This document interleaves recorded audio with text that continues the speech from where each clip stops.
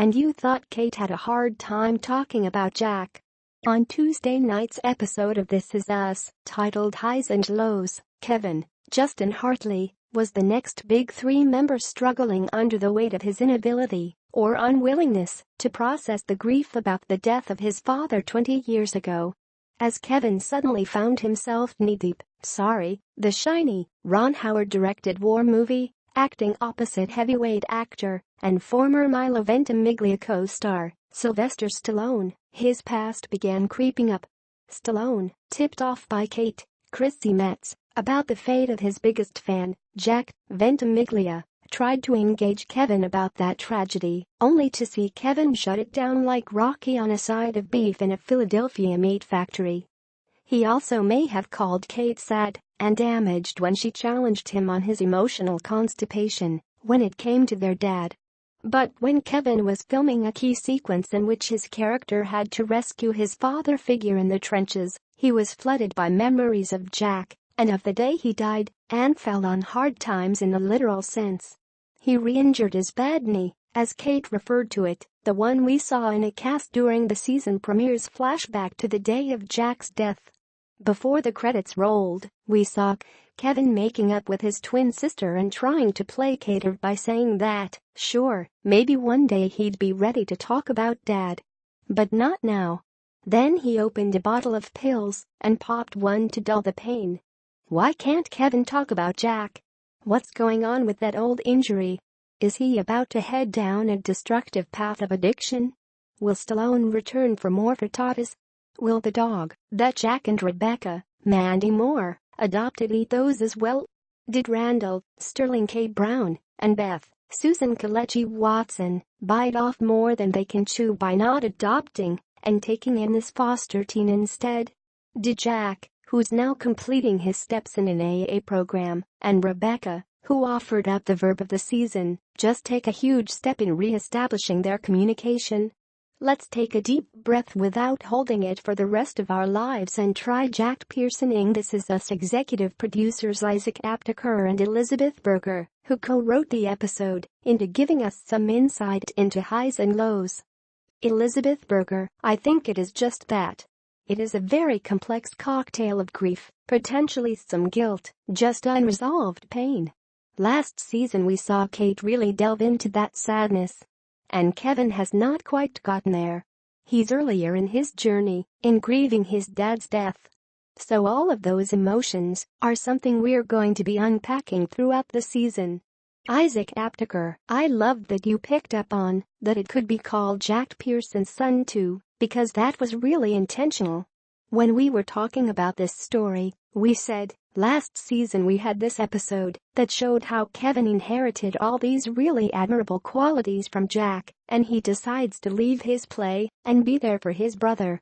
And this year, we did an episode where we showed that he also inherited some of the less than perfect traits and paired it with Jack and Rebecca on this struggle, where he's really having such a difficult time being open and honest with his wife and feeling the hard feelings, just like Kevin can't crack himself open about Jack's death. How dark will Kevin's journey turn this season? Justin indicated that his self-questioning leads to a crisis of self. What exactly should fans brace for? Berger, they should brace for Justin to give a heartbreakingly beautiful, nuanced performance. You got to see a hint of just how many layers are within Kevin last season, and you're going to get even more this season. He's giving an extraordinary performance with some tricky stuff.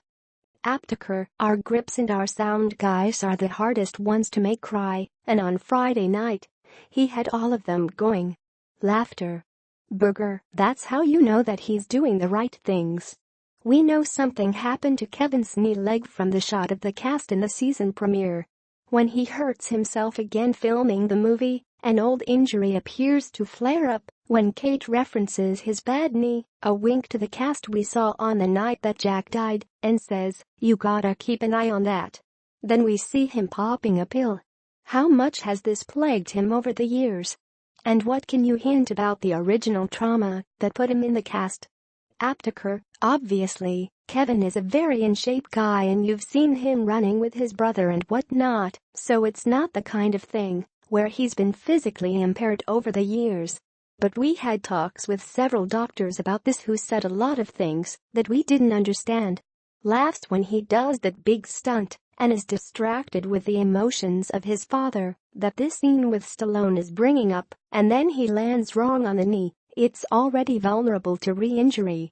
In terms of the rest of the year, this is a starting arc for Kevin with his knee.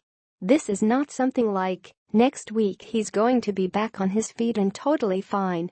This is a bigger story here. Are you going to be a story of an addiction as well? The pills seem to intimate that. Berger, I think that's one that you'll have to stay tuned for. Aptaker, if he takes that pill, as Kate says, you're just like Dad. There's one way to interpret that, with the addiction and Jack's alcoholism. Another way to interpret that is, he's just like you, he has such a hard time talking about the hard stuff.